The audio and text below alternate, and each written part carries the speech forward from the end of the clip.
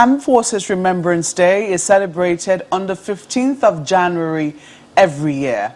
We're joined this morning by the Chief of Defense Staff, General Lucky Irabo. You're welcome to Sunrise Daily this morning. Thank you. And it's an honor to have you here. It's my pleasure to be here. Well, Armed Forces Remembrance Day is a day of high significance, not just to the Nigerian Armed Forces, but to all Nigerians. Would you say that the way we have celebrated it as a country has put in context the significance which it carries? Well, thank you. First and foremost, let me appreciate this platform that you've given to me to further appreciate our men and women who are working day and night to ensure that not only peace returns to our country, but the entire nation is safe. As you know, the armed forces is responsible for the territorial integrity of our nation and giving greater support to the civil authority by virtue of the provisions of the Constitution. So in doing that, of course, men and women have paid the supreme price. And with respect to having to celebrate the sacrifices of our men and women who, of course, are engaged in this adventure, and, of course, especially for those who have paid the supreme price, I would say yes to a large extent. That, of course, there is nothing that you offer for those who have laid down their lives for the protection of the entire nation that can be too much. So it's in that light that whilst thanking Nigerians for the very valued support to the armed forces, that I'd like to crave for more. We can do better. We're doing well, no doubt, and I believe that we can do better.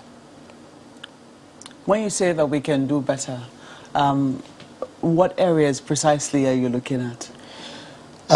Currently, I'm sure you know that we are engaged in various types of operation. And the one that is, of course, that is more daunting has to do with terrorism and insurgency, to which elements of banditry have complicated. And I'm glad that that, of course, has also been put in context by way of gazetting them as terrorists. And so to do this, which is something new and different from the conventional military duties, demands that support from the populace, the support from the citizens is increased. Not only by providing information, but also situating occurrences in a manner that does not, disparage the efforts of those who are engaged in this enterprise, but to give them some form of motivation and a sense that we enable them to say, look, we have the citizens behind us, so that the common enemy of the state, the common enemy of the people, can actually be focused on.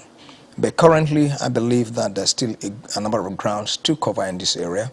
Besides, of course, having to, once in a while, organize visits to those who are in the hospitals, those who are widows by virtue of the death of men and women of the armed forces who have paid the supreme price, by providing some form of succor to them, beyond, of course, what the military can provide. And I'm sure you know that every of our provisioning in terms of administration and logistics and welfare comes within the purview, within the budgetary provisions. And so, in the light of the fact that the budget cannot, provide all that is required, then of course you know that some other individuals, corporate organizations, and the larger society must be seized of this situation and then perhaps know where to come in, and that's precisely what we're saying. Have you made efforts in that regard? Of course, to try and involve the private sector in the areas where you think that they can come in and assist the military? Of course, it's a process. Sometimes you must also understand that as government security agency or the institution of such as the armed forces, there are limitations by way of having to go cap in hand. It's not, we're not beggars, and we don't intend, and that does not in any way say that the government is not doing enough. No, not at all. These are civic responsibilities. We do not need to go to canvass for them. In other climes, you don't go around, creating, programs to sensitize the populace. So it's in that light. I believe that Nigerians were obeying enough to understand that these are part and parcel of civil. I mean, we have great Nigerians who understand this, and that's actually the context in which I'm making the statements. Well, General, I'm sure that you must appreciate Nigeria's history. Correct. With its military. Correct. And it's been a checkered history. Correct. At the minimum. And so sometimes that informs the relationship, and perhaps how I think we're still in the process of trying to straighten out that relationship. Correct. And it sometimes, evolves into how we eventually relate with the military. And that's why I'm asking certain questions. Correct. First, there are a number of things I'd like to ask with the significance of the new day which we have. We know that Armed Forces Remembrance Day was not always January the 15th. Right. Nigeria specifically moved hers to the 15th of January for a reason. Yes. First and foremost, maybe I should say some of it so that our viewers are not lost. For those who are not very aware, it was also to commemorate the end of the Civil War. Correct. And where the Nigerian military was able to, win back the unity of this country. Correct. We're still seeing issues that continue to confront us with regards to the unity of our country. Correct. How would you say that the significance of the day is brought to bear on the everyday Nigerian? Because for a number of people, this is only happening within government circles. This emblem, which we all wear, we have tried to wear to encourage the rest of the public to wear them. I do not know that a lot of people understand the significance of this emblem. Would you say that there is significant awareness on the part of the Nigerian, on the generality of the populace, on the sacrifices that our military have, made to keep this country where it currently is? Well, thank you. I'm glad that you actually brought out the significance of this day, how Nigeria moved the Armed Forces Remembrance Day to the 15th of January. You're right that as part of the global community, you know that the Armed Forces of Nigeria is an offshoot of the colonial arrangement. And so because we took part in the various world wars and both First and Second World Wars, of course, there was an arrangement to have what we call 11/11, that is 11th of November of every year, to commemorate this kind of thing, especially for the Commonwealth countries. And so when, of course, we had the challenge of the Civil War, and it ended on the 15th of January 1970, I'm sure you know, of course, just like Nigerians, most Nigerians know, that war, that's Nigerian Civil War, which was fought for over 3.5 years, ended on the 15th of January by, by the force of submission of their surrender, instrument of surrender to the then head of state. And so we felt that given that the unity of Nigeria was won back, and I'm glad and I want to thank you for that, was won back by the armed forces at the time, that we have something to celebrate back home here. That not just joining the global community, but equally to signify something that is national. And that actually marks the beginning of the celebration of the Armed Forces Remembrance Day on the 15th of January of every year. Well, with respect to whether Nigerians actually appreciate the significance, I'm sure you know that our history is also something that needs to be escalated in terms of teaching of our history. I'm sure you also know that issues that have to do with civic responsibilities still requires a little push. I'm sure you know that the literacy level in the nation still requires a little push. And so when you bring all these factors among several other things, you know that quite a lot of work needs to be done.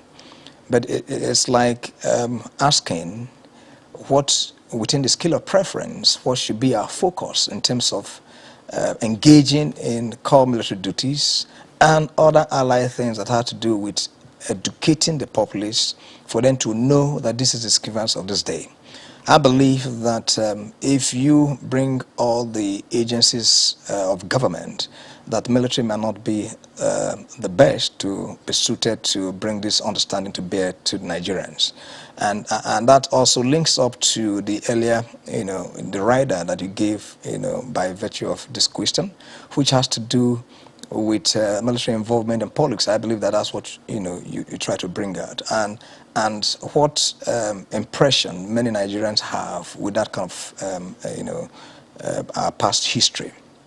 And so sometimes those who have very strong reservations regarding military involvement in politics of the past may not actually give room for the escalation of discussions that have to do with repositioning the military, bringing the military to full focus in terms of what good they brought to this nation.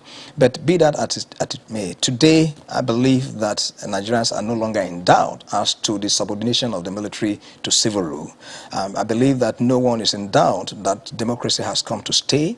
I believe that no one is in doubt any longer that the current military leadership, and of course since the democratization in 1999, that the military is well focused to perform its constitutional roles. And so going forward, I believe that some of these misperceptions that some Nigerians have had with respect to military engagement will begin to change. And I'm very hopeful that by virtue of some of the plans and programs that we're engaged in currently, that quite good holds for us as we go through the years ahead. Let's flip this now to my colleagues in Lagos. Gentlemen. Thank you, Mark. Well, good morning, General. Good to see you. Well, yes, much as you've highlighted some of the things that need to be done in schools to ensure we ramp up that knowledge, relationship, significance of the Armed Forces Remembrance Day. But speaking to people out there yesterday, today, they just don't have that kind of connection that I think the Armed Forces or the country likes to see, such that they almost, for want of words, own it. So do you think that there's something that armed forces, soldiers who we will see on a regular basis on the roads out there can do to improve that relationship, such that that understanding and that rapport between civilians and the military can improve, such that when we hear the Armed Forces Remembrance Day, it rings a bell within us? Well, thank you, Chamberlain, for that question, and I'd like to appreciate the context that you just provided. No doubt that quite a lot that we can do, the soldiers on the street can do. Training is a process, and training for us and the armed forces is a continuous one. Issues that have to do with public relations. That is, when I'm talking about public relations, not in terms of the narrative that is given, that is your relationship with those that that you serve, your comportment when you come before them by virtue of your duties, your engagement in your duties, is something that I believe that must be properly situated, and then given the dynamics of the society, reassessing, reevaluating, and then incorporating them in the training process itself. So yes, I agree that there are quite a lot that we need to do, but I want to believe that given the interactions, the constant interaction we now have with the public, in the light of the internal security operation engagement that we have, wherein nearly all the 36, in fact, there is no state of the Federation where you don't find military presence on the street, doing police duties, That, of course, must have brought some form of coalition. Not just must have, that is precisely what has brought a good number of our personnel along the coalition course with many Nigerians. And so in that context, they more or less think that the military, the techniques, tactics, and procedures for the military to engage with the public should be the same with that of the police. And sometimes it becomes difficult to begin to educate, to begin to make them understand that, look, a military man is an armed man, is a man whose training is completely different, his orientation is completely different. We then bring ourselves out on the streets, and that's why we must continue to advocate that peace return to every part of this country, so that the military, of course, will return to their core duties and leave the police and other civil security agencies to do their job. But that does not also imply that our being called out for military duties is something that is out of place. No, it has constitutional backing. And so because we're engaged in this manner, we also have to continuously reevaluate our engagement. And I'm sure you are aware that we have, civil military relations department, not just in the defense sector, but across the services, Army, Navy, and the Air Force. You also know that by virtue of this engagement that we have had to review some of our, dealings with the populace by having, a human rights desk in offices, in the headquarters, and all the formations and units across the armed forces. These are new inventions, these are new creations that we have had to in place in order to give effect to the requirement for us to give greater support to ensuring that the rights of Nigerians that we come across now on a daily basis by virtue of our operational engagement that are well understood, and also to make those who we partner with, talking about other stakeholders, to let them into some of our core values, some of our core areas of engagement, for an understanding, for them to be able to work with us, and then, of course, carry out the job of educating the larger populace to understand, where the differences lie. When the military is engaged in policing duties and when the police is engaged in their traditional duties. So, in sum, I would say yes, we still have some work to do, and we are doing them, and we will continue. But then, on the long run, we believe that peace, as we move further in the year is still very young. I see hope. I see that peace certainly will return to every part of this country, and that will, of course, give us some respite, and then we'll begin to reevaluate our engagement and to see how we could redirect our efforts to ensuring that the territorial integrity of this nation is kept intact. And so that's the reason why I've taken time out to come to the studio, which is also part of our commitment to appreciating our troops that are in the front line, and also to appreciate our forebears, to let them know that their sacrifices are not in vain, and that we'll continue to give them all the support that is required to ensure that they live a fulfilled life. General, just a quick one. I mean, is there any law or anything that that is out there such that when civilians are seen in camouflage, do they violate any law? Because usually we just see the military go really hard on such people, just as an aside. Well, I'm glad that you asked that question, Chamberlain. We live in a very peculiar society. I do not need to restate what the makeup of our society, what it is, what the level of, if you like, discipline is generally. And when you compare it to some places, some other climes, where a few individuals believe that whatever practice go on in those society, then it should be replicated here. They discount the other elements of social life in those society. They do not bring that to bear right here.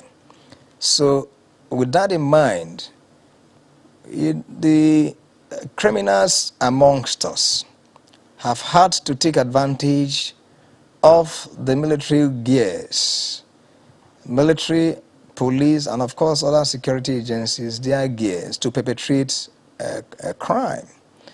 Whereas ordinarily, we will be glad to see that our symbol is being used for good causes. But Chamberlain, I can tell you that a good number of those who use them have used them for ignoble causes. And so that brings us to a state where you begin to make certain assumptions. So it is better for you to be safe first, then by virtue of your investigations, you can exonerate those who are using them for good causes. So this is where we are. But I believe that as we make progress as a people, as a nation, as we make progress with our awareness programs, with our understanding of what statehood is, as we make progress with the understanding as to what national security issues are, then of course these settings will be properly put in context, and appropriate actions will be taken at all levels to ensure that Nigerians do not see us in very bad light, especially when they wear military gears. Currently, I'm sure you are aware that as part of what we're doing, we are engaging with different stakeholders. We have those who have engaged with us to appreciate our men and women that are serving through a program called A Tribute to Our Troops, and of course using that platform also to have a few celebrities, those who we could call role models, to begin to advance some of these values that we think must permeate into the society.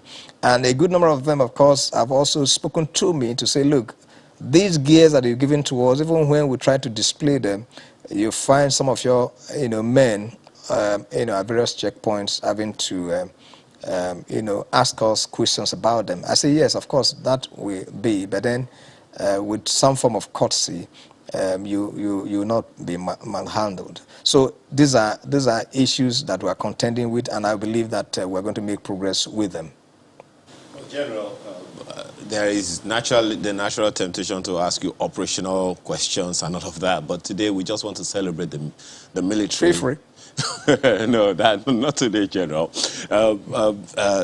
We just want to celebrate the military because we owe the unity of Nigeria to the military.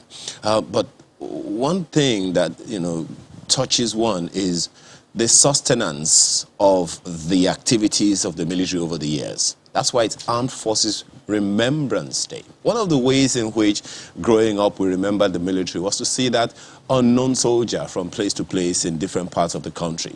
So, and you've spoken to some efforts being made to sustain military-civilian relations, but I would like you to give us an idea, what kind of image would you want the Nigerian to have of the military, of the soldier, wherever they see him or her? Hi, thank you so very much for that question.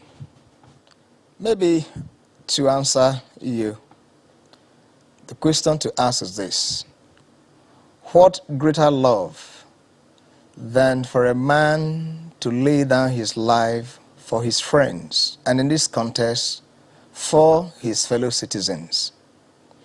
If we can answer that question by having to reflect in our consciousness, then of course it will be easier to have a self-advancement. That is, you bring yourself forward to appreciate those who have had to take up this onerous task of laying down their lives just for the love of the citizens and for the love of country.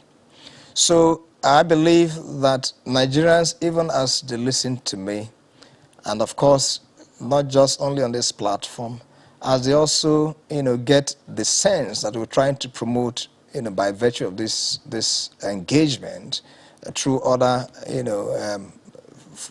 fora, then of course we will have been getting closer to the sense as to what we desire Nigerians to have with respect to this day, a day like this that we have set aside to remember members of the armed forces. But you see, 15th of January is only a day. But I believe that what actually will mean is a daily basis. It should be a daily occurrence. Just as we have our devotions on, for ourselves and families, I believe that there must be reflection during those devotion period for men and women who have laid down their lives so that each and every one of us can live our dreams in our nation.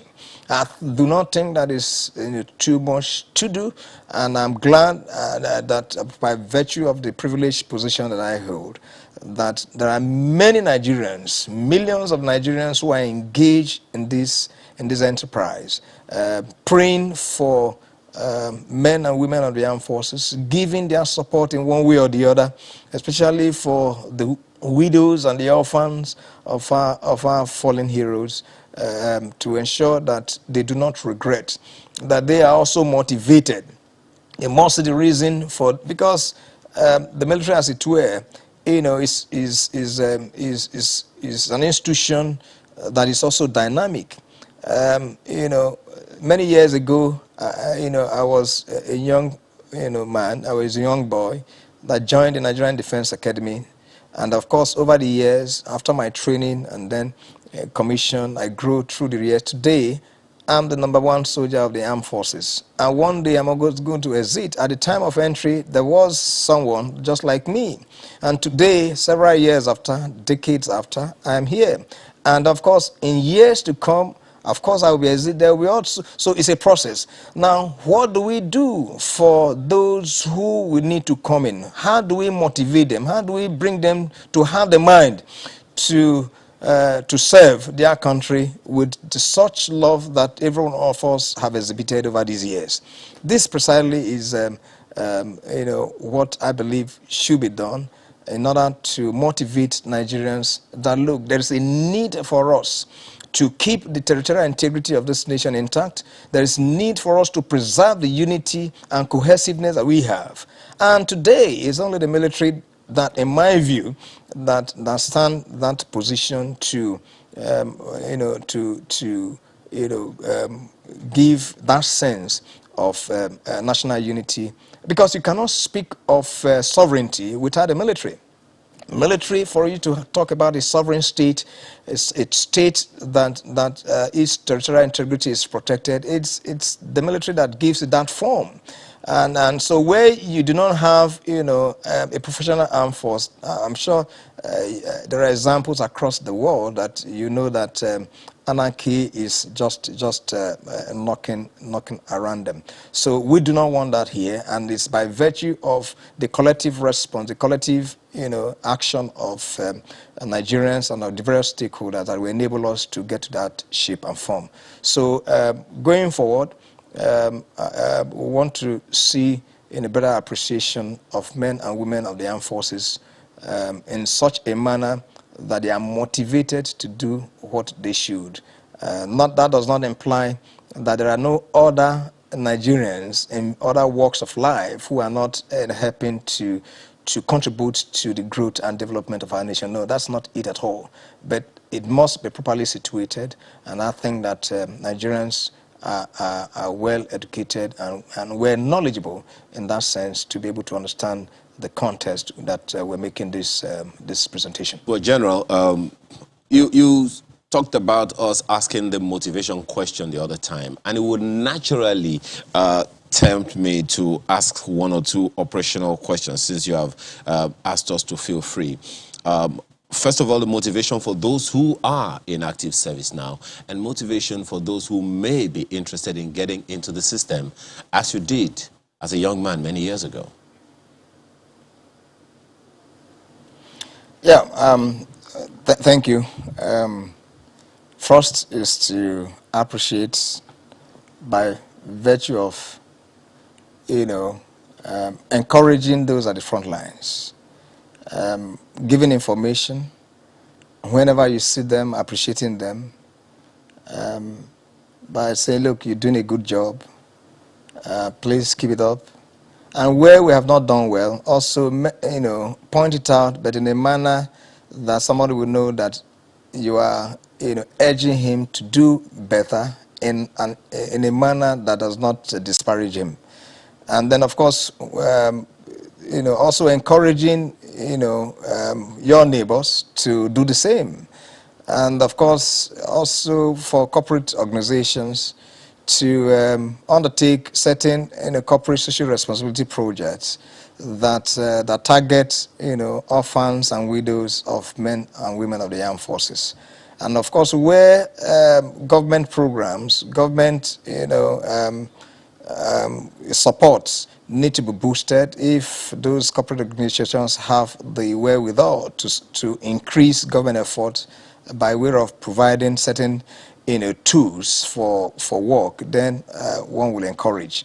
And then on our part, we will, even though we've been doing it in the past, but we hope to escalate it by undertaking tours to schools to engage with the younger ones, for them to take their career in the military, encourage them to take their career in the military, among several other things that we hope to do. Well, General Rabo, I must reiterate how remarkable it is to really have you to speak to these issues. And still on the operational front, you earlier said, you referenced the, the designation of bandits as terrorists, and you said it was rightly done, really. And I imagine ever since this has been gazetted, has that changed your approach towards the bandits, whom we can now call terrorists? How much has that impacted? Well, it's not like a switch. It's a process. But I like to, from the outset, tell you that, yes, a lot of engagements have been undertaken. Our tactics, techniques, and procedures for engaging the bandits have actually changed too. The weapon systems engagement, that is the deployment of different weapon systems, have also changed. And of course, within a very short time, you will see the impact of this engagement. Those who are involved, are talking about the bandits themselves, they are feeling the heat. I'm sure if you keep your ears very close to the ground, you will hear their rumblings. And going forward, I believe that peace certainly will return to every part of the country where they have had sway hitherto. Two quick issues before I hand this back to Mark. I mean, you earlier on talked about how you want Nigerians to see the soldier, the military man or woman. And for a lot of people, the way they think or evaluate the military is based on the results. So today they hear that people have been rescued and they're like, way to go, military. And then the next they hear about abductions, killings, and the rest. But from an operational sense, just how difficult is it to battle insecurity in Nigeria? How peculiar is our own case for you? Well, there are some of these issues that might not be appropriate to come to the public domain to speak to them. But let me say that asymmetric warfare, or if you like, asymmetric threats that we find currently are not easy to contend with. Besides, it is an approach where the entire society, that is whole of society engagement, that will be able to offset it. But you find that the assessment, akin to what you just said, is only zeroing in on the members of the armed forces, discounting other stakeholders that must be assessed. I do not run away from the fact that we are at the forefront of this fight, of this engagement. There's no doubt about it. And we stand tall to make our valuable input, and we remain so. But when those assessments are being done, it would appear that the duties of that of other lines of operation, or if you like, other stakeholders who must take very larger chunk of it, is not factored. And so this is the reason why I believe, as we undertake seminars and symposia, which we have also lined up for, that some form of awareness will come. I'm not in any way trying to remove the cap that has been worn on the military. No, not at all. But if you are an analyst, you must also know the range of those that are involved in a particular situation, and then understand their roles and responsibilities, and be able to know who has performed and who has not performed, who has performed optimally, who have performed suboptimally. So these are issues that I believe that in some other forum other than a public domain such as this, we can give greater thoughts to them. But I must tell you that the times and the engagements are challenging, and we are equal to the task. The interactions, the synergy that we have with, as it grows, with other stakeholders, especially those within the realm of defense and security and intelligence, is something that is laudable. But of course, outside the government security forces, there are those who are also involved. And don't also forget that we live within the global system. And so there must be engagement, of course, what you're doing. It might not be so obvious to you and to so many Nigerians. There are engagements that are outside of the shores of this nation that we're also undertaking to ensure that we have the best approach to problem solving in our land. So going forward, I'm sure it will keep getting better and better. Chief, I'm just going to ask you quickly as we wrap up now, how would you describe collaboration amongst the military forces which you are overseeing? I mean, it cannot be better than this. I mean, hitherto, of course, there have been issues, but like I said, it's a growing, it's life itself, it's dynamic, and then experiences you build on the experiences that you've had. So when we talk about lessons learned, it's by virtue of the lessons learned over the years that have now made us to get to where we are currently. It cannot be better than this. But of course, I believe that as we also go forward, we'll strengthen the synergy that now exists, and of course, greater good and greater results will come therefrom. I'm very proud of the men and women of the armed forces that I lead. I'm so proud of the service chiefs. The focus that they, all of us have been in it. We have also seen over the years what the challenges has been, and that's the reason why it is not a tough, a sell to make them buy into the need for us to work together, and that's precisely what has been done. So I'm glad that I'm here at this time.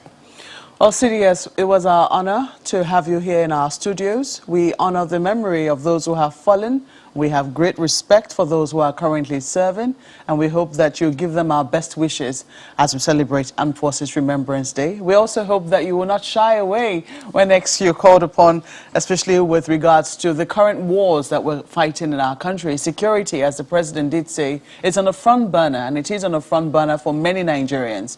And we believe that you will continue to assure them as you continue to do the work to keep our country safe. Thank you very much for coming on Sunrise Elite this morning. Thank you, and be assured of my readiness to be here anytime. And then to also thank Nigerians for the wonderful support they've given to us, and we crave for more. Thank you, and God bless. Well, we've been speaking with General Lucky Irabo, who is the Chief of Defense Staff here in our studios in Abuja. We'll take a break now. We'll be back to sink our teeth into something else. Please stay with us.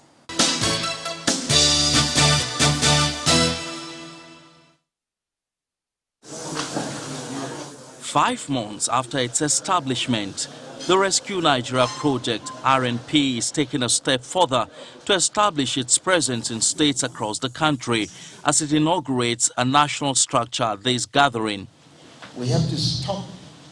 The leadership of the non-partisan group is concerned about the current situation in the country. The level of insecurity is undoubtedly the worst since Nigeria's independence. The trauma this has created, the drain on the country's resources this has occasioned, and the moral degeneration it has generated will continue to haunt us through the next generation.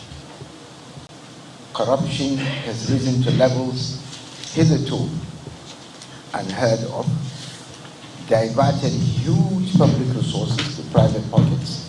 While acknowledging that the problems of Nigeria have been caused by years of maladministration, Dr. Bugaji berates the current administration for not being able to tackle the problems. Admittedly, this crisis did not start with this administration, no. Only that this administration, despite the claim to address the problems, ended up making it worse than it was. It is both fair and accurate to say that we are where we are because of cumulative abuse the country has suffered in the hands of a brand of politicians that appear to be stripped of all conscience and decency. There have been calls for a new breed of leadership in Nigeria, and members of the group believe such calls need to be taken seriously ahead of the 2023 general elections, just as they express concern over the way the Electoral Act Amendment Bill has been handled. That is a key aspect of what the RMP must seek to actually address if any kind of difference were to be made in terms of identifying and electing credible leaders, leaders who have character, leaders who genuinely love our country, leaders who are not clannish. The Electoral Act should not be done should not be provided at the behest of a political party. It should be for Nigerians. So it looks like we are waiting for political parties to put their acts in order before the act is signed. And that could spell danger for our democracy. The need for more political awareness has become imperative in view of the impending 2023 general elections, as Nigerians look forward to electing new leaders for the country. Emperor Simon, Channels Television News.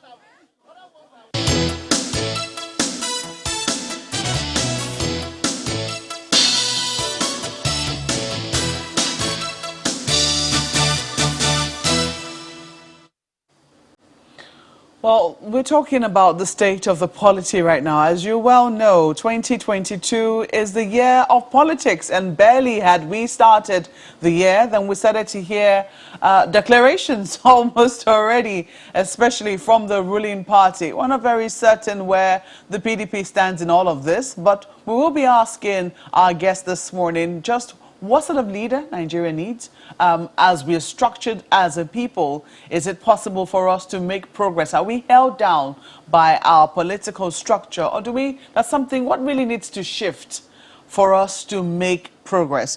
Joining me here in Abuja Studios is Mr. Dapo Akinyosun, who is a senior advocate of Nigeria. You're welcome to our studios this morning. Morning. Thank you for having me. Well, I'm sure that you must have read the Nigeria Constitution so many times, and I'm sure that you know so many laws of the land in and out. From what you have seen so far, do you argue, and there are those who say, oh, we're not going to endorse anybody until the constitution of this country changes. Do you think that the problem with why we're where we are, and there'll be many, many arguments as to what I mean by that, but why we're where we are is as a result of our constitution? No, I do not agree with the proponents of that. Every law is made by man for men. And if the operators of the Constitution do not do it in the manner that is properly executed, you will always have the problem with any law, any piece of legislation. The Constitution as it is can be worked. It is how it is worked. So I think we can rework how we approach it. Oh, so it's our own approach to how we've handled the Constitution that is the problem. Correct. Where precisely would you say that in what areas would you say? Because if you ask all of the people who operate the Constitution, those who have sworn an oath to uphold the Constitution, they will tell you that they're doing their very best within what they can and how they can operate it, and they think that they're upholding it to the best of their ability. So where would you say precisely the problem lies? Their ability. When they say they're doing it to the best of their ability, what is their ability? What is the experience they've had in handling organizations, handling large institutions before getting into governance? You find that most people who get into governance have had not previous experience or prior experience in handling governance. So when they are thrust with handling large situations, you find a lot of them falter. Many people try to join politics and governance from the top. What is your experience at the grassroots? Who have you assisted? How have you worked your way up the system? And that is what I always challenge the young people to do these days. Look, why don't you start from somewhere? Well, no, you don't have to start from being the governor. Have you followed the process? Are you part of a party? What have you done in governance? Who's your mentor? Who are you following? But a lot of people just come out without any. You remember that this thing, there really is no training before you start the job. So many people just jump in, and at the deep end is when they get there, they start finding out, oh, what do I even do? How do I go about this? And therein lies most of the challenge. And when you say the Constitution is not workable, what parts of it are not workable? What is the challenge that each person is having with it? That is what helps to identify and solve it. But when you just say it's unworkable, why? Because we say there should be a president, there should be governors. I mean, so what part of it is unworkable? Big questions. I understand that we also have another guest who's joining us via Zoom from Asaba in Delta State. Honorable Benny Bakba is a member representing Ethiopia Federal Constituency of Delta State. You're welcome to the program. Thank you. Good morning, Ogbe. Happy New Year.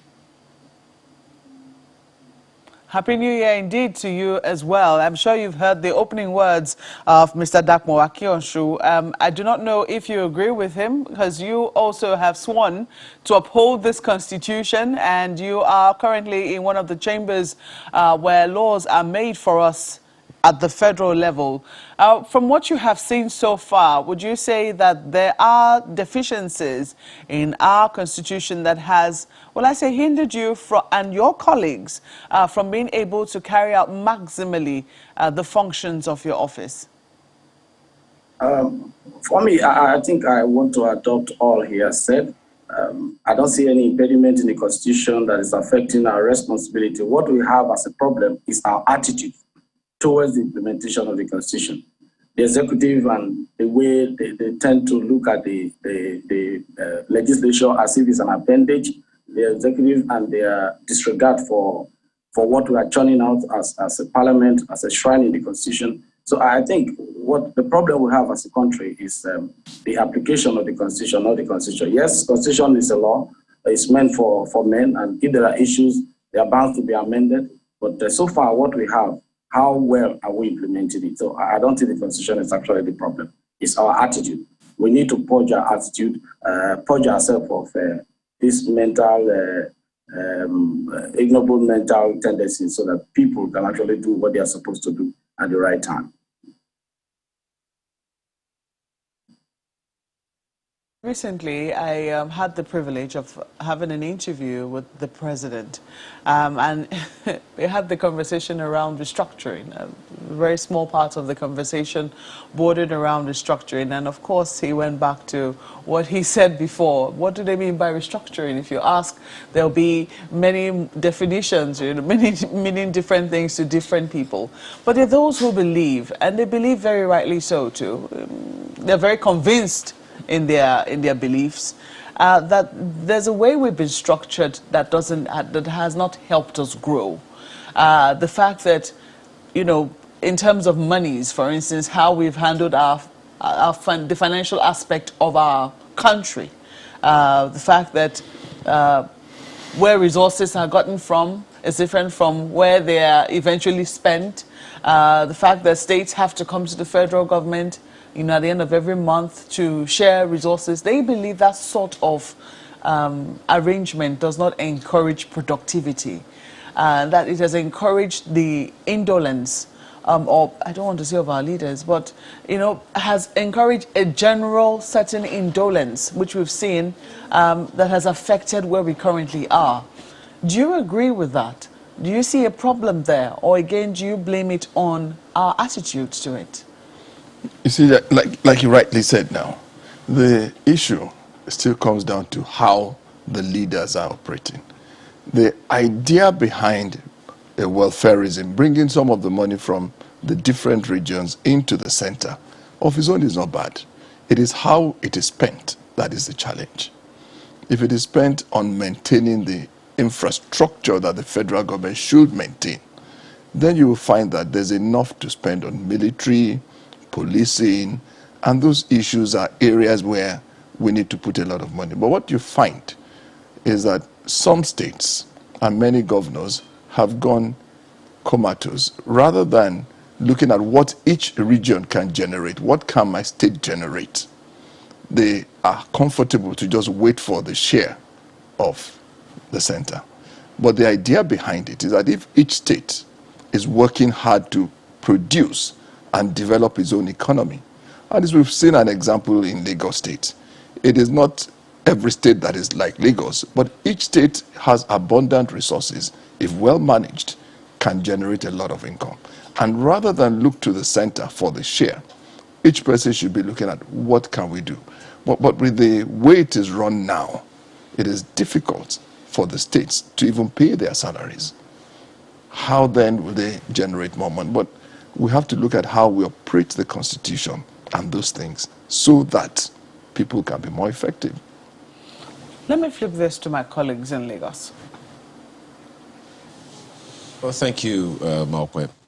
It is interesting, Honorable, the way you began this conversation, around, the laws and everything that helps us to do what we do. But one of the questions Mokwe asked earlier, and the responses that were given by the learned Silk in the studio is, what kind of things should we be looking for in the leader who will take us to where we want to be? In terms of our leadership recruitment process, what would be for you the shortfalls, especially from the part of the electorate?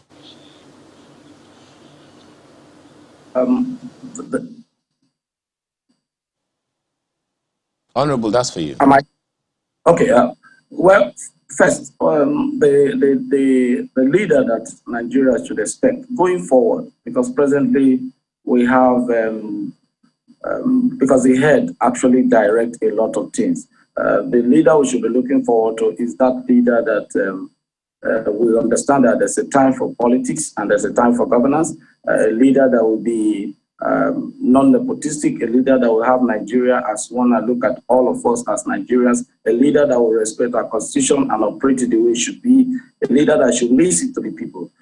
Because so far, what we have on hand is a disaster, because the leader that we have now is a military man, and I still believe that the military tendency should continue. 2 days ago, I had a discussion with a friend celebrating the lifting of ban on Twitter. I said, nothing has been given to you. It's your right. If your rights was taken away and is given to you. So those are the things that we should look at for a leader that actually understands Nigeria on the security part, the social part, the political part, the economy, not just anybody just because you're popular or you've been there before and you have to come and serve the country. So I think the leader we should look at, looking at the part of the electorate, our people should do away with money politics, believe in capacity, somebody that have the know-how that can actually take us from where we are now. So the leader we're looking for should not just be about a populist leader, but a leader who understands the dynamics of the country called Nigeria. So, I mean, you keep saying the leader we're looking for clearly implies that we've not found that leader. And I'm talking from perhaps 1999 up till this point, or even some might take it all the way back. So looking back, I mean, government of PDP, as you said, the current government of the APC, why have we not been able to find that leader? Is it really that hard to find? Well, why we've not been able to find the leader is the fact that we are still playing communal politics. We are still looking at tribal politics. We're still looking at regional. You can imagine the debate now, the debate and the front burner, looking at 2023, people looking at, oh, the next president should come from the South-South. No, it should come from the North-Central. It should come from the Southeast. It should come from the Southwest. I think Nigeria should come off that because today we are here because we are talking about it should go to this zone. We should not be looking at zone. We should be looking at capacity. We should be looking at somebody that can take us to where we should be, where the Nigerian passport will be raised and people will respect you. Somebody that should take Nigeria to a place where our youth will not be thinking of running away to another country for greener pasture. Somebody who understands Nigeria where we can drive along our roads and will be proud to say, yes, this is my country. Somebody who can take us to a place where our military and our policemen will be accorded the right of rightful place to operate and work, and they will be adequately compensated. So we have a lot that is going on. On infrastructure, nothing is happening. There's no way somebody can drive where I am now. I'm in Delta State, Sapele. I can't drive to Asaba without looking for how to get policemen around me. So I think we should forget about these regional politics and talk about individual with the capacity to deliver us from where we are, because we're in a ditch. Nigerians are in a ditch, and we need somebody who can raise us from that ditch and place us at par with other communities. That leader you're speaking about, there's this group when they launched yesterday, Rescue Nigeria project. They think that that leader doesn't exist within the two political parties, the two leading political parties, APC and the PDP, and that's why they're coming up with this group that, look, Nigeria needs a new lease of life. Do you share the same thought? I don't expect you to, though. Well, if I must tell you that, yes, I quite agree with a lot of their assertions. There's nothing wrong in advocacy. But seeing the faces there, these are people that have been in government in one time or the other, either elected or appointed. So are they saying that during their time, they didn't add anything to the table, they didn't bring anything up? Yes, it is good to say it. Yes, where we are is bad. We need people that can take us from there. But I don't think they should say it as if every advocacy group should come and turn themselves into a political party or want to just whip the present or the immediate past or the two political parties. Because all of them, I see former ministers there, I see former House of Reps members. So what are they saying? I saw a governor there, Governor Ahmed, former Kwara State, he is there. So what are they saying? They are telling Nigeria that they failed even during their time. So they are advocating today, maybe their eyes are open. I was once blind, now I can see.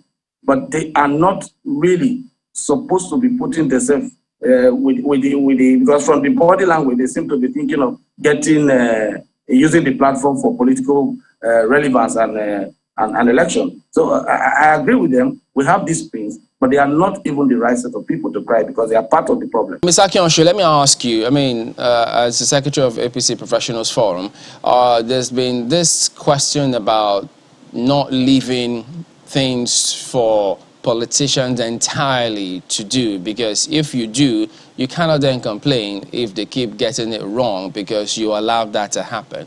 But then there's this question as well as to, can professionals within political parties actually achieve much? Because if the politicians insist on saying, look, this is the way, they feel that, or some feel professionals amongst them may just easily get lost in the entire process, because there's that school of thought too that suggests, oh, politics is dirty, so if you get in there, you have to be ready to also soil yourself.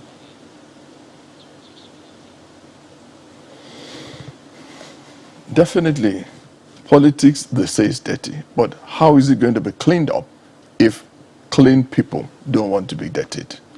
And the question you asked earlier about what the electorate should be doing is getting involved. Until more of us get involved in it, there you find that those who are trying to clean up the system are in a minority. And that is why professionals need to even get more involved in running the parties. I don't believe there should be anybody called a professional politician. Politics is not a profession. Why many people don't want to leave office is because they don't have anything they're going back to do when they leave office. If you're a lawyer, you're an accountant, you have something you're doing before you get into office. Then you can easily go back to your practice or your business that you were doing when you leave office. So the challenge we have is that of the professional politicians. People should be able to do, and when professionals come into the system, then they're able to advise. Initially, it may be slow to heed, it may be slow to yield, but the more of us that get involved in it, the better.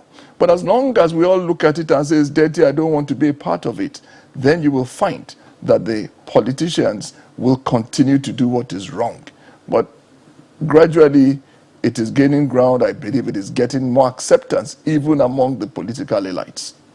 You know, and it's quite interesting because there's no law currently that bars anyone from aspiring to be a professional politician, even though there'll be questions about how a person becomes a professional politician. Is there certification? So are you saying there should perhaps be some sort of minimum qualification for anybody to be a politician, perhaps to be a professional in a certain field, like a lawyer, an engineer, someone who's sort of established in that field before you can then aspire to be a politician and by extension a leader? Correct. And those are the kind of tweaks or amendments you would expect the legislature to make to the Constitution. So when we say the Constitution is not, there's nothing wrong with the Constitution. It is those little bits and pieces of it that we see as we go along that need to be improved on, that we need to get to work at. As long as we allow people, or we have people who have not decided or done anything in life, who just come into the office and their whole ambition, the whole aim of getting into office is to go and enrich themselves, that this is my chance to make money, then we will continue to get it wrong. But if you have achieved something in your profession, people know you, that this is what you do for a living. And it may come to tweaks like we see in the European Parliament, that look, you cannot be a full-time legislator, part-time, live in your own accommodation, don't wait for government to do those things for you. And those things become a disincentive for you not to have your money before you go into that business. But as long as you look at, when I get into office, then I can be comfortable, then I think we're missing it. Well, let me quickly ask Honorable Ibakwa. I wonder if this is something that the National Assembly will be willing to take up, to ensure that there's some sort of regulation. I mean, you talked about money politics playing a huge role in deciding who becomes the leader, but for the senior advocate, he thinks that professionals should be, or at least your professionalism should be the minimum certificate or entry requirement for being a politician. Would you be perhaps pursuing that in terms of amendment or putting up a bill? Well, again, when you're talking about the professional, what kind of professional are we talking about? Are we talking about paper qualification, or you must belong to certain profession? That must be settled. That is one issue that must be decided, because the Constitution already, we know what it means, the qualification of somebody to be whatever position you want to be, the age. For me, to be a professional politician, it's laughable because it shows that you have no plan for your future. There are people who have been there and they don't just want to leave the scene. And most times they end up being disgraced. And the moment they are disgraced out of office, they die because they're heartbroken. They develop BP and they die. So for every politician, you have a backup. You have your private business that you were doing before you go into politics. And when you leave office, you should be able to go there.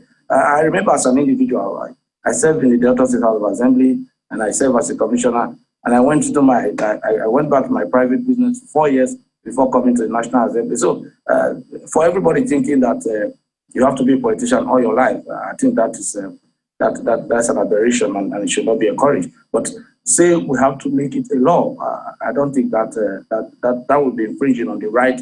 The Constitution also says that everybody have right, freedom of association. And if you're saying somebody must be this before you can be this, that I think will be trampling on somebody's right. All right, Mr. Akionsho, when you say that we shouldn't leave everything to a certain group of politicians or political class because you need to get involved, but what would you say to perhaps professionals who come into politics and then they hear politicians say, well, you middle class, but you're not the one who votes for us, so we don't bother trying to satisfy you because we know the kinds of people who vote for us. And in some cases, they equally say, when it's time to campaign for the professionals to come into politics and they get into the field, do people keep demanding for certain things which they want you to drop right there and then? And if you don't, there goes your political ambition. So for professionals who are not able to, actually address that, they struggle to grapple with that, how do they then, move past that stage? The more professionals that get involved, then you can reduce the influence of money politics. I have been involved, I've gone on campaign fields, and I've seen what you mentioned. It is more prevalent in some parts of the country than other parts of the country.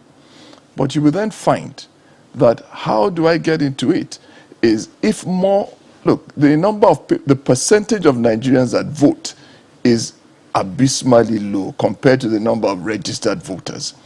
And those that don't vote are more often the middle class and the professionals we're talking about. Who is a professional? Are they someone who's certified, who's doing some kind of business that, even if it's a hairdresser, there's a training process that you go through to become a hairdresser. So if everybody in their own associations and professions begin to engage the system and interrogate, you will see the power. I looked at the youth movement, the NSAS movement, and I said, if you could generate so much attention, can we not take that kind of attention into the political parties that exist now and then begin to amend the structures? But when we are only involved on mass protests for now and we don't plan to go forward, then there's a problem. And this is the time for more people to get involved in it and stop sitting on the fringes.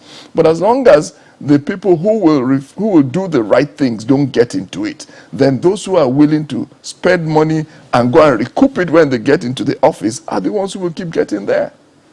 Well, Honorable Igbakwa, are you going to tell us that you didn't spend money in your constituency before you won the elections? Well, Shambalin, elections are pretty expensive everywhere, not just Nigeria. Elections are expensive, and I wouldn't say that I did not spend money. I spent money because I did consultations, but went into primaries. You have to, even in the last American election, Democrats and Republicans, they were buying water. They were delivering food to people to vote. So, and that is, there's nothing wrong with it. That we did that too. And we went into litigation. We have to pay our lawyers. So those are sources of where your money go to. So you can't say that you did not spend money. But again, you must. I think I quite agree with the senior advocate that it's time we start looking at the capacity. It's time for professional people with something that they are doing. I don't want to agree it has to be a specific profession, but we should define the profession that we call the professionals in politics. Then, because everybody have right to association and everybody can come to it. It's a free entry and free exit market. So, but I agree that money will be spent, no matter how little, no matter how controlled it is. That little money spent include giving people money to vote? Vote buying is a crime. That should not be. In the course of consultation, it's just that in Nigeria, so many people don't seem to have political ideology because the political parties don't have some. That's why people can just switch. Even at the center of the river, they jump boat from one. You enter office with one political party and then jump into another. I think those are the things we should look at and really strengthen it. It's happening every day, even in the parliament. People come, they belong to one party, and because one thing is happening in the other party, they jump, and no punishment is done. Those are the kind of things we should look at to really put stringent measures, and the judiciary must be ready to interpret the violations. So apart from that, vote buying is a crime, and I don't think anybody should be involved in it. That is why we're proposing, working seriously with INEC to have the electoral kind of tribunal to try electoral offenders, including vote buying. Well, I'm wondering whether giving people pure water and all of those things isn't part of the process. But let me take this to Mr. Akionshu. Talking about the professionals coming into politics that you talked about earlier, I'm wondering how certain professional ethics can play in the kind of space that Honorable Ibakwa has described. Because there are those who have wondered, why can't we take some of the corporate ideas, corporate governance ideas into politics, into governance and all of those ones? But then, seeing the way Honorable Ibakwa has described, how do you reckon that can play? I'm just wondering. You see, bringing corporate governance and ideas like that into public office is certainly going to be helpful. And that is why, if I said earlier that if you have been involved in running a business, if you have been running some kind of enterprise or profession before you get into politics, it is helpful. Also, being a professional, many professions, at least I can speak categorically for the legal profession, have rules regulating you. That if you misbehave, even if you are in office, and we've seen that a number of times, that professionals in office are sent to the disciplinary committee for not upholding the ethics of the profession while in office. And that is part of the process that will be helpful in putting people in check, because you know that if you're leaving office, you have to go back to this profession, and in going back to this profession, you may be disciplined or sanctioned for misbehaving. Then people will tend to behave better in office. But as long as you are not held to any standards by any organization or body you belong to, then when there's no sanction, when there's no punishment for bad behavior, people will always behave badly. Well, just one more thing, Mr. Akionshu.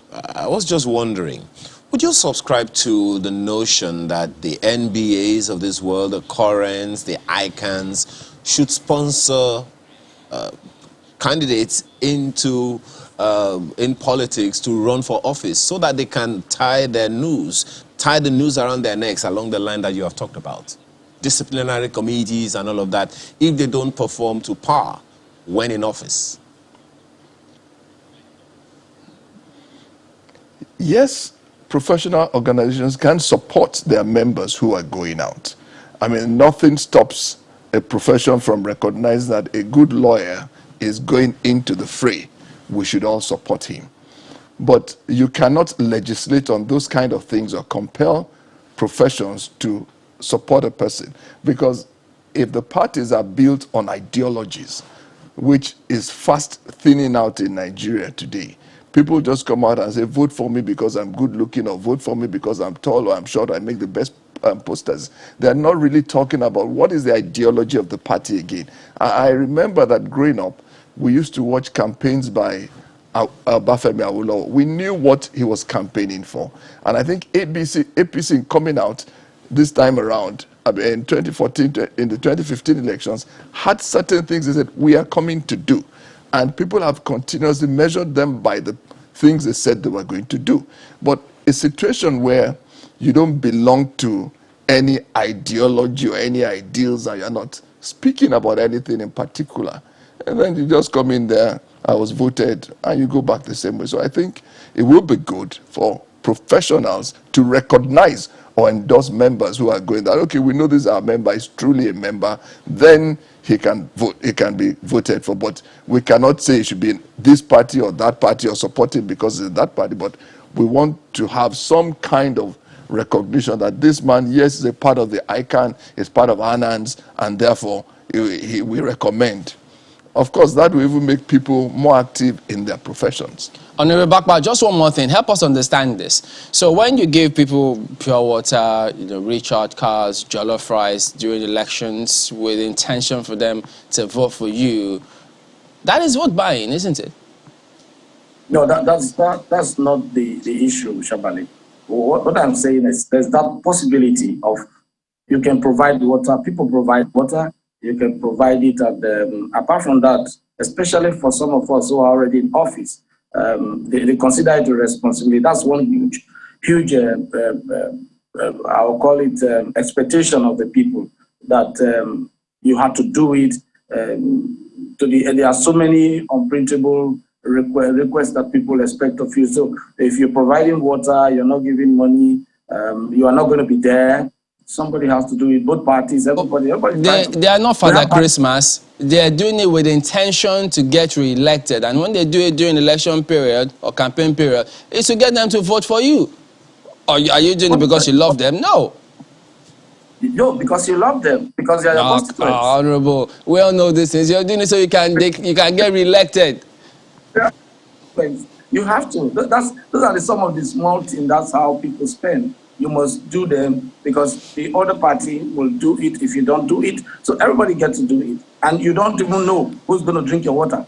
Yeah, so let's call it what it is. It's vote buying.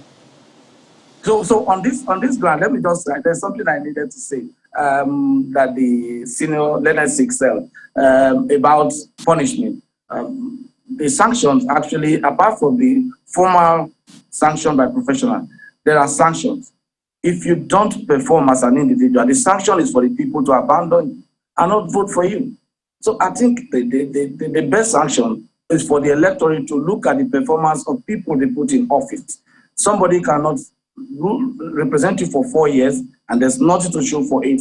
And another, in less than a year to go, they are jumping into the fray and say, oh, now the person starts spending, they start doing things that they've not been doing just because they want to get your vote. So the best sanction is not to vote for them so that they leave office, apart from the one that the professionals can do, which is very, very okay. But for people with outside our brackets that nobody is controlling, there's no organization, I think the best sanction is for the electorate to abandon them so that they know that they didn't do well. Well, let's, as we wrap up now, I was just going to ask you some of what you think that the electorate should be looking out for in 2022 as we head into 2023. Because you know that we can be emotional. In one breath, you're supposed to be looking at the criteria of the candidates and what they're bringing aboard. Next thing you can hear that, oh, I voted for him or her because I liked his or her poster. The kinds of things, the reasons people give for voting sometimes, do not make sense. At least when you examine them, they sound more emotional than something based on reason.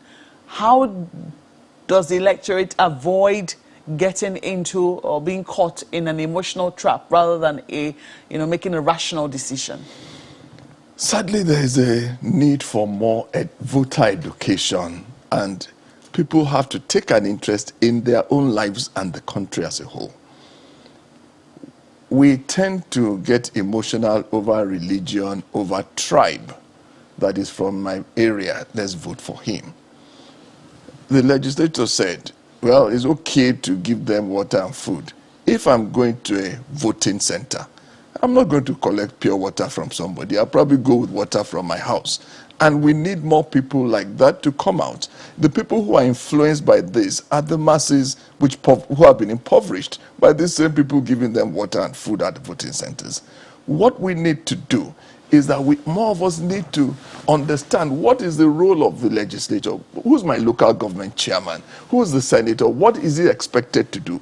Everything that goes bad in Nigeria, they just blame the president. Now, even the things that I was talking to somebody last week and he said, oh, the road in my state, this road is state road, this is federal road. I said, what's the difference? It's in your state. Why don't you fix it? But we're waiting for federal government to do that, and they blame federal government for state roads that are bad, hospitals that are not fixed. Education is not a problem of the federal government at state level. I mean, primary school, secondary school is regulated by the state. But many people from the foundations have gone wrong. And if the states are not held accountable, how do you hold them accountable if you don't even understand what you should ask them? So I think the electorate, first of all, need to understand the separation of each level of government, then begin to hold them accountable individually. Now, in selecting leaders, we need to look at what is the profile of the person you are voting for. As I said earlier, what experience is it bringing to governance? Is it coming to governance with some experience, having worked in some part of the executive or legislature before? Has he worked as a legislative aide? Does he understand what it means to be an advisor to an attorney general? Has he worked with an attorney? And you will find that those people who have worked in such capacities before getting into an office always tend to have an idea of what to do when they get there because they've seen what you can do. And we have a few examples we can look at around the country who have worked as assistants and then took the office later on. You will see the performance. And that is what I think we should be looking out for. People who have worked honestly, diligently, with people in governance at one level or the other, or who have a lot of professional experience or clout to bring. And say, I want to serve as an accountant. I'm coming to serve the country with my accounting experience. You will find those people tend to perform better. A military man is a disciplined man. Having worked, and you find that there's some disciplines, there's some things you've done that, if well regulated, will help us to get out of this quagmire. But we cannot keep complaining about, the politicians are bad, government is bad. What are you doing about it? And you find that these things you talk about, corruption, is in every one of us. It's at every level. So when you keep blaming other people for it, start with yourself. I live in an estate. You see how people misbehave. Even within a residential estate, you see all kinds of people with different ideas who will not just obey simple rules and regulations. Don't build your house beyond this point. Don't do this. And we're always looking for ways to cut corners. And we need to stop that as individuals first, re-educate ourselves and determine that this country surely is the best land. I don't have any other one.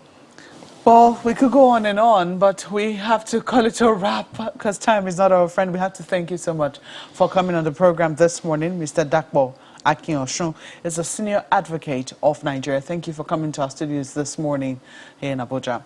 We also had with us Honorable Ben Ibakba. I don't know if you want to quickly put in a closing comment in 30 seconds. 30 seconds is all you have. Can you do that? Well, I think I just want to tell Nigerians that they should not be deterred. We have a country that we must build together. 2023 is around the corner. Let's select the best leader. Thank you so much for that. Honorable Ben Ibakwa is a member representing Ethiopia Federal Constituency in Delta State. Thank you for coming on Sunrise Daily this morning. I see a few of your mails this morning. Olagunjo Oladele writing about Armed Forces Remembrance Day 2022. Festus Akimboyewa, Peter Idialo, Titus Badum. I think we're totally out of time. But perhaps, okay, I've been told that we could take one at least. Olagunjo Oladele has this: politics and social media platforms have been active in the events to fuel negative impressions and divisive attitudes towards the Nigerian state. The idea of the Armed Forces Remembrance Day that is observed every January 15 is to honor our fallen heroes of the Nigerian Armed Forces whilst using these same platforms to foster patriotism and unity. We must impress on Nigerians that these sentiments are sacrosanct. One can be a critic of its leaders, but should not be of its flag, military personnel, anthem, or symbols, etc. Thank you so much for that mail, Olagunjo Oladele. Okay, well, we then have this next one coming from Festus Akimboyewa, who focuses on a different matter entirely, about the armed forces. So it's the same, the same matter, actually. He says, on this Remembrance Day, we appreciate our servicemen and women who daily go forth with courage and determination to face the forces of evil, hate, and violence in order for us to live in peace. We pray for their families who have to live with anxiety because of the daily challenges of their loved ones. May God bless our armed forces and give Nigeria a peaceful future. Amen. Well, let's quickly take this one from Peter Diallo, saying our men and women in the armed forces are actually high-risk takers compared to their counterparts in the US and other advanced societies. Though their loved ones may not get a commendable compensation when they become fallen heroes, still they place their lives on the line each time to keep everybody safe. Again, God bless the Nigerian Armed Forces. Titus has the same. We always pray for peace and unity of our country, Nigeria, and safety of our security forces. May God Almighty guide, bless, and protect them. And we say amen. It's a fine place to leave it, gentlemen. And, well, thank you so much for your mails. Thank you so much for writing in. It means a whole lot to us. I'm Malpa Ogun Yusuf. I'm Kayode Okikele. Amaya Makine, have a wonderful day. I'm Train Belin, sir. Enjoy your weekend.